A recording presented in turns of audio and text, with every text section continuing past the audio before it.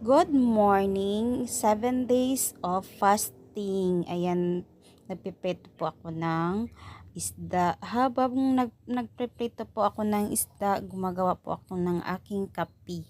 Para po habang naghihintay ay nagakape na po tayo. Ayan, nagtitimpla po ako ng kape dyan. Ang kape ko po ay pure, ano lang yan siya, black coffee.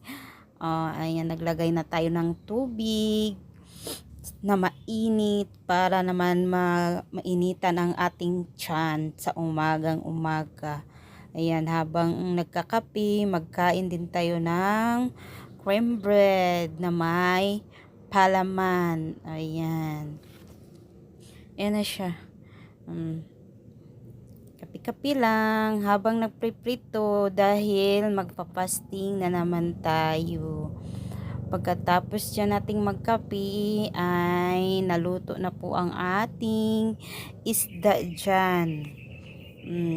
Kagat mo na si Kurindong. Kumagat si Inday. Ayan. Kain na tayo. Ayan. Dalawa lang po kami ang nagpapasting.